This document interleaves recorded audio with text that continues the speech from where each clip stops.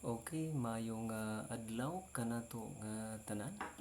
A pleasant day everyone, especially sa akong pamilya, mga pamilya diha sa Maslog, no, sila tatay, nanay, akong mga igsuon, akong mga parinte, no, mga pag-umangkon, and sila si mama sa sugod o si Papa Terso nga nabagulang miabot gikan sa Qatar, no. Salamat sa Ginoo sa safe nga travel ug sila si Heart Heart, no, Jackson, and even si Maymay, no, naa sa maasin sila router, and even si Ay sa Manila ug sila si Manang nga naa sa Manila also. Si Kuya Uding ug akong mga pag-umangkon, sila si Baloy, no, ug sila Kuya Chris at Crisel nandiyan sa Pangasinan, at si Tulets at kanyang pamilya nandiyan I think sa labas ng bansa din, and of course si Atilita nandiyan sa Hong Kong. So praise the Lord, no. This is the first video recording. It's a sort of a Bible study nga nahimo kini because of our situation karon sa pandemic, no. So this presentation focus on how we deal ang problema sa pandemic. So ang atong topic is about peace amidst COVID-19 pandemic, no. Ang ato isgutan karon about peace or kalinaw, no, bisan pa sa COVID-19 nga mi abot sa tibuok kalibutan ug grabe gud ang impact. So kini nga Bible study or presentation, I hope and I pray nga makahatag kanato og klaro og tin-aw nga explanation sa kabubut-on sa Dios sa atong kinabuhi aron ta magkalakaw taliwala ani nga pandemic nga adunay kalinaw, no? So our purpose of this Bible study is to provide relevant information from the Bible, gikan sa Biblia, on how to deal the negative impact of COVID-19 pandemic that causes panic worldwide. So atong kit-an kung unsa ang hitabo sa tibuok kalibutan, no. Grabe ang resulta ni nga virus, no. It causes global depression, ug ang kasagaran nagapanic gayud, no. So daghang kajug mga paagi ang gibuhat, no, pagsulbad ini nga problema, pagsulbad ini nga pandemic nga atong nasinati karon. But I do believe that God has a purpose for everything. I believe that Jesus Christ has an ultimate solution, nindot nga solution ini nga problema sa pandemic karon, nga maghatag nato og genuine, no, nga kalinaw sa atong kinabuhi. So as introduction, no, the COVID-19 pandemic causes havoc worldwide, no. The economic collapse, the people around the world started to worry or to panic, even tungod sa as of today, no, almost 600,000 people died because of the COVID-19. So hingana kadako ang impact ni ani nga pandemic nga atong sinati karon. So ang pangutana, how about us? How about you? Nagpanik ba ta? Unsao man, how are we going to respond to this tragic situation sa atong nga generation karon? Posible ba? Is it possible to live peacefully in the midst of this crisis? I think the answer is a resounding yes. Adunay tinuod nga kalinaw bisan sa problema nga atong nasinati karon, kung aduna tay insakto nga gibarugan sa ato nga kinabuhi. Kani nga Bible study importante nga atong masabtan, no, nga ang Dios gusto siya nga magpuyo ta nga adunay kalinaw sa kasing-kasing o kalinaw sa atong hunahuna. So, what was Jesus Christ's first statement after the resurrection? So, kini nga pangutana, no? Importante ni nga pangutana aron pagtubag sa gusto sa Dios sa atong nga kinabuhi. Kung atong mabasa di sa Biblia in John chapter 20 verse 19, it says, "Peace be with you." No? Ang kalinaw manaa kaninyo. So, mao ni ang first statement ni Jesus Christ after siya na resurrect. His disciples were so discouraged when Jesus was sentenced to death. So, gisintensyahan siya sa kamatayon by Pontius Pilate, prompted by the Jewish leaders. Pero ang desire ni Jesus Christ for His disciples in all situations silang kinabuhi, na makabaton ko dunta sila og kalinaw, no? Even before the crucifixion, ang paglansang ni Kristo, gi-pointed out gud kanunay ni Christ nga ang kalinaw importante. No? Believing in His word will ensure sa ato nga situation sa atong kinabuhi, despite of mga crisis nga atong nasugatan. We need to believe that God is in control. God is in control. Even in this generation, God is telling us to be still, no? No need to panic sa atong kinabuhi. So, why is it important to have a peaceful mind, no? Anong importante man nga makabaton ta og kalinaw sa atong hunahuna. A peaceful mind is a prerequisite of a healthy life, no? Kung gusto ta og healthy nga kinabuhi dinhi sa kalibutan, is magsugod kini diha sa atong hunahuna.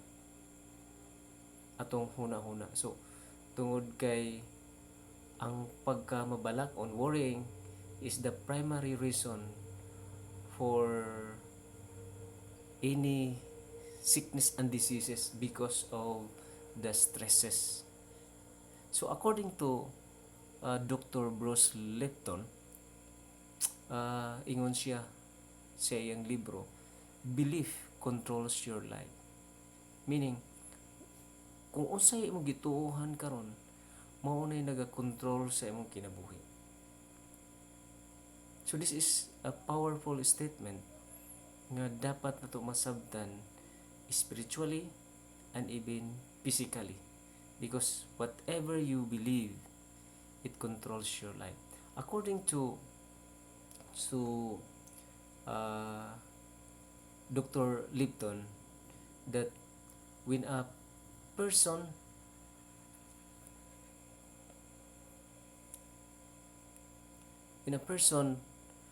faces troubles and fears, no, natay kahadlok or mga problema, our body atong lawas releases stress hormones that will signal trillions of cells to work in a protective mechanism. So, kung mahadlok ta, ang atong lawas automatically mo release ng stress hormone nga mag-signal na sa daghang cells sa atong lawas nga mo work in a protective mechanism. So unsa may pasabot ni ani, no? So kung ang atong energy or atong system, no, sa atong lawas mo focus lang sa protective mechanism because of the signals nga nahadlok ta, kita na to nga na mo pagkita sa atong palibot, no, ang growth and maintenance activity of in the body, no, was compromised, no, madaot siya. So imbis mo grow o mo maintain ta, mao na magkasakit ta because ang atong energy or the cells, no, work on sa protective nga mechanism. And also the stress hormone shut off the immune system that will give the germs, bacteria, and viruses an opportunity to grow rapidly that will make us sick. So kung ang imong lawas puno sa stress hormones every day because of your perception, the way you see the environment, no,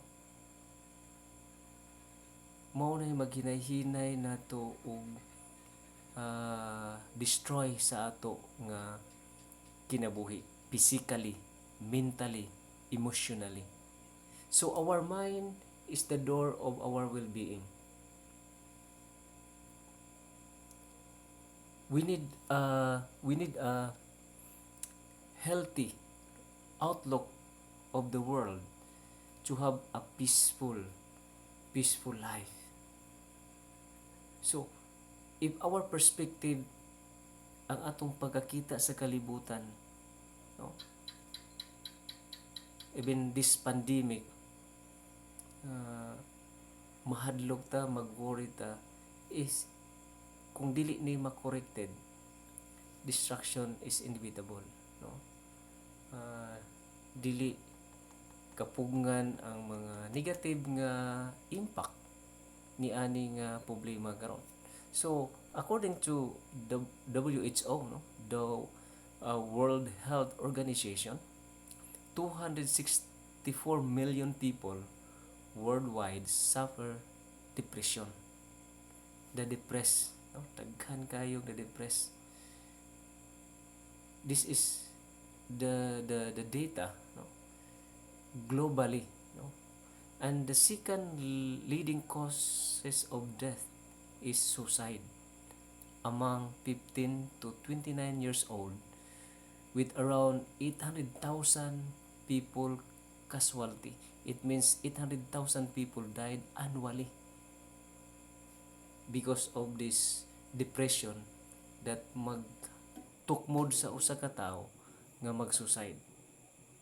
That is one person in every 40 seconds. So kung makita nato hingana ka delikado ang kinabuhi sa tao kung depressed kaayo because of our mindset, our understanding on the environment sa atong sitwasyon sa atong kinabuhi karon. So we need a radical change in mind. Otro na itong unahon na if we need to change the course of our lives, this can only be accomplished, mahitabo lang ni, through the power of God, of course. Our understanding of the work of Christ on the cross plays a vital role in defying the normal tendency of people to panic, ug mao nay rason nga maguba ang atong kinabuhi. So ang pangutana karon, no, how to obtain a peaceful life amidst in this pandemic or any crisis sa kinabuhi nato. unsaon na to kabot, pagkuha og peaceful nga kasing-kasing ug hunahuna bisan pa sa mga nahitabo sa atong palibot. Ingon ang John chapter 16 verse 33. This is the word, this is the promise of Christ. I have told you these things so that in me you may have peace. In this world you will have trouble, but take heart, I have overcome the world. So, the desire of God is that every people nga mutuo kaniya so that adunay kalinaw. Because in this world, ingon si Kristo mismo, na ay trouble, na ay crisis, na ay sakit, na ay kagutom, any problems nga makita nato sa humanity. But His promise, take heart, I have overcome. It means every problems nga atong nasugatan sa atong kinabuhi karon, adunay solusyon si Hesukristo. This is yung sa I overcome, it means nga mas dako siya kontra sa mga problema sa kalibutan. It means that He is the answer to every trouble, problem sa kalibutan, nga maghatag na to og genuine nga kalinaw sa ato nga kinabuhi. This is a wonderful promise good sa Ginoo nga atong magunitan, no?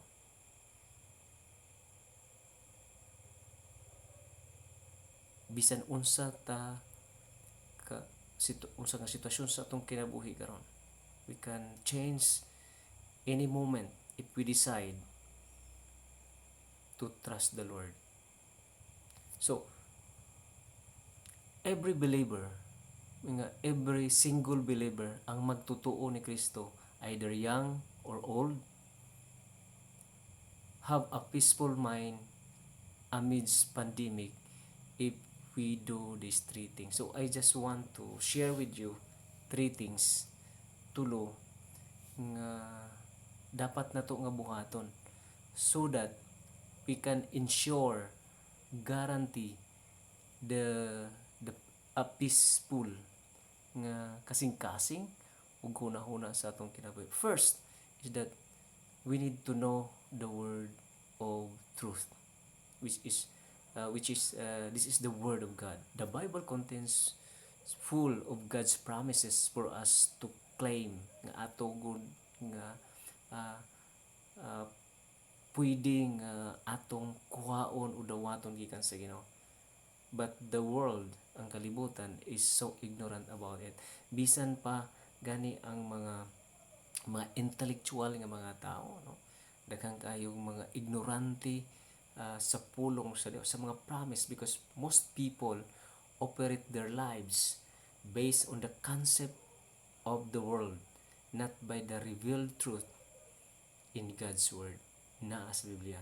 They are so ignorant of God's basic concept to navigate life successfully amidst any crisis in life. So we need to know that Jesus Christ is the revelation of God the Father. Siya ang eksakto nga representasyon sa Ginoo. Nagikan sa langit ug mingari sa yuta, Jesus Christ ipakita niya because of love, gugma. The incarnation, ang pagkatao ni Hesukristo, is vital, importante, because it talks about redeeming, ang pag-redeem, paglukat, pagluwas sa mga tao nga nasalaag, the lost. We need to realize that we cannot save ourselves. This is ang kamatuoran, no? Nga dapat nato nga tuuhan nga si Kristo mingari sa kalibutan.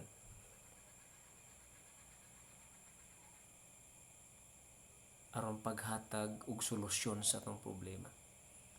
The sinful world needs a savior from above because no human effort could solve the greatest problem of human soul, which is sin. Sala ang problema. This is the truth. This is the word of truth. Why? Nganong namay daghang problema, nganong namay problema nga atong gitubang sa atong ginawa because of sin. Tungod sa sala. That's the greatest problem of the human soul, ang sala. Og si Kristo mingari aron magprovide og solusyon. Ikaduha, we need to believe, faith, no, of the Lord Jesus Christ that He paid the penalty of sin. It means ang bayad sa sala. Ingon ang Biblia nga ang bayad sa sala mao ang kamatayon. Kamatayon. Mao nang mamatay ang tao. Ganun masakit ang tao mamatay because of sin. But the primary mission of Jesus Christ incarnation, ng may sa kalibutan, was to provide payment for sins of the whole world through His death, iyang kamatayon dito sa cross. This is the heart of God. Mao ni ang kasing-kasing sa Ginoo nga iyang gi-reveal, iyang gipakita diya ni Jesucristo. At mabasa diya sa Biblia that in the book of Genesis, no, until Malachi, nga propesya that a Savior would come to redeem all people back to God. Because when Adam and Eve sinned, they were separated, nabuwag sa Dios. As consequence, all people would experience death, makasinati o kamatayon, both physically and spiritually. That means our body has an expiration date dinhi sa kalibutan, and our soul will be thrown to the eternal fire dito sa impyerno because of sin. But Christ paid sa ang iyang gibayaran ang atong mga kasalanan.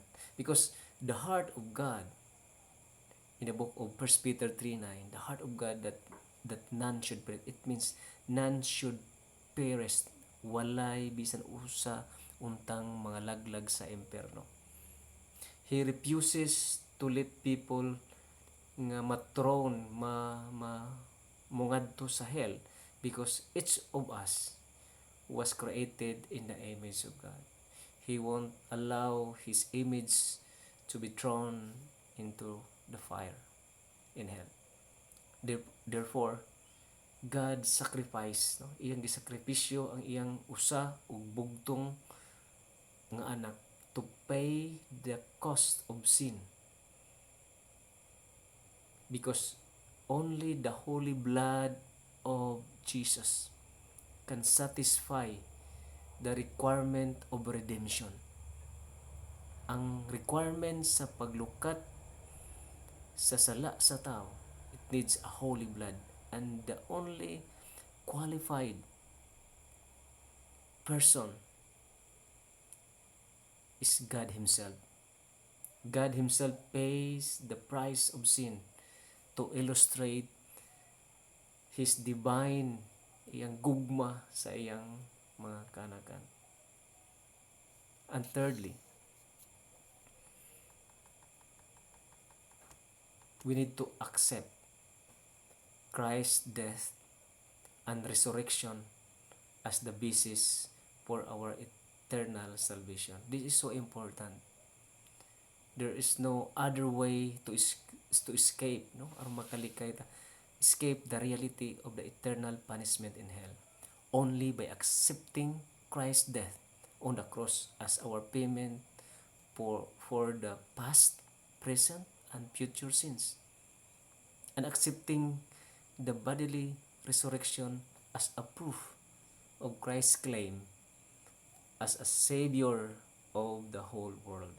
So kini nga kamatuoran, importante kaayo nga atong masabtan diha gud sa atong mga kasing-kasing, tugod kay maghatag kini og assurance, guarantee sa atong kalag nga adunay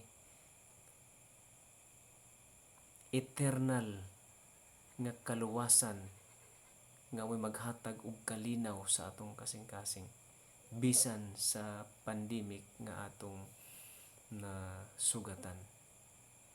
So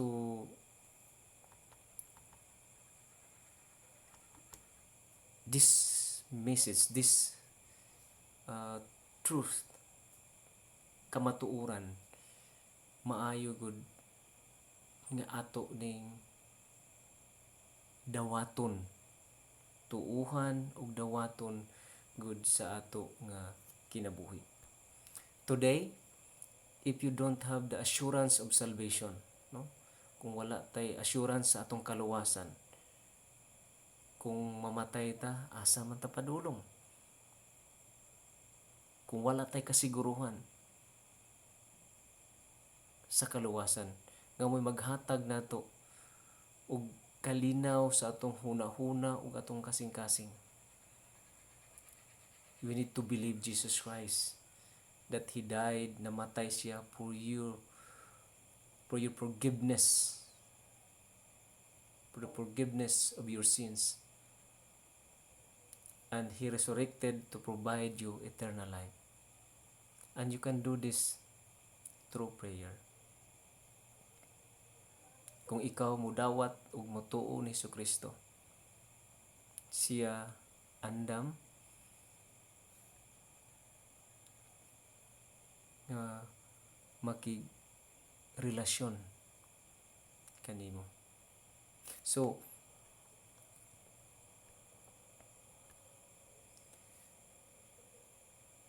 this is a moment of decision sa imong kinabuhi, because salvation can only be guaranteed by accepting Christ Jesus in our hearts as Savior of our souls and pleasing Him as Lord in our lives. Ang kaluwasan dili na makit-an sa relihiyon, kundili ang kaluwasan makit-an diha ni Jesucristo kung makabaton ta og relasyon. Makabaton tag relasyon ni Jesucristo kung mo desisyon ta sa atong kinabuhi.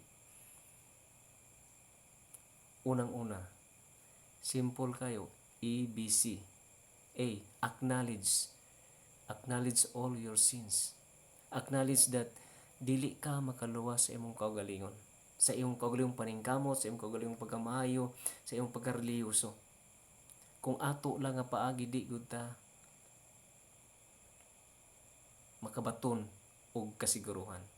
B, believe the Lord Jesus Christ that He died for your sins, para sa imong sala. We need to believe Jesus Christ. And C, confess that Jesus Christ is your Savior and Lord. And this can be done, mahimo lang ni kung mo desisyon ka, o mahimo nimo ni through prayer. This is called the prayer of acceptance. Nga imong dawaton si Jesucristo sa imong kinabuhi, isip Ginoo ug manluluwas. This is your personal decision. This is not a family decision, but this is your personal decision. Kung ikaw motuo, mituo nga si Kristo mingari aron paghatag nato kasulbaran sa atong problema, sa atong kasing-kasing, sa atong problema nga tubang sa atong kinabuhi. Kung mituo ka, this is the time na atong dawaton ang Ginoo. Pwede mo musunod ani nga pag-ampo. This is a prayer of acceptance. Ug himuon nimo ni nga personal nga decision sa imong kinabuhi. Pwede mo musunod ani nga pag-ampo. Kung imong nakit-an ang kaimportante sa presensya ni Kristo sa imong kinabuhi. Magampo ta.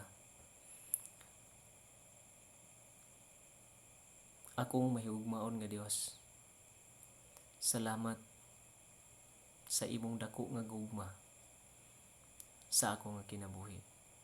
Salamat Lord nga ikaw mingari sa kalibutan o ikaw ang Dios nga namatay sa cross para maghatag na kog kaluwasan. Lord, ning adlaw ako mi-acknowledge nga ako makasasala ug dili ko kaluwas sa akong kagalingon.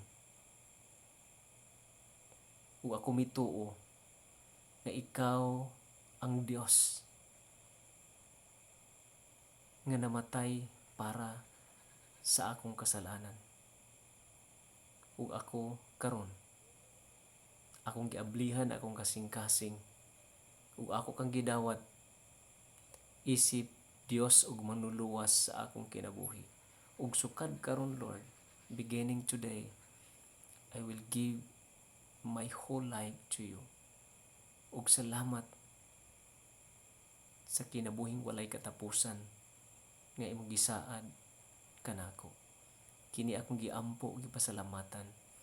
In Jesus' name I pray. Amen. Kung ikaw miampo niadto nga prayer, no?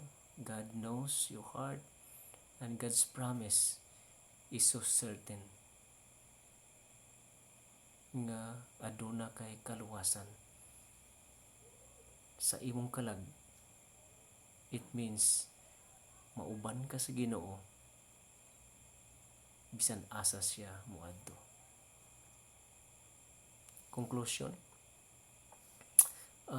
with the above action, no, in response to God's love by prayer, no, kung miampo ka, midawat ka ni Kristo, this is the reality, this is the truth. The security of our soul is guaranteed, and peace in the hearts and minds can be manifested amidst coronavirus global infestation. Bisag unsay mahitabo sa atong kalibutan, problema nga atong gisagubang, kung aduna tay tinuod nga relasyon ni Kristo, secure ta sa atong kinabuhi. Ug makabaton ta og kalinaw bisan pa ug unsay mahitabo sa atong palibot. So, salamat sa inyong paghatag og higayon ug pagpaminaw, pagtanaw ani nga video. And this is the word of Christ. Ug mao ni gusto nga atong hinumduman kanunay in this time of pandemic. Ug mao ni message ni Christ. Peace be with you. God bless, and see you next Bible study session.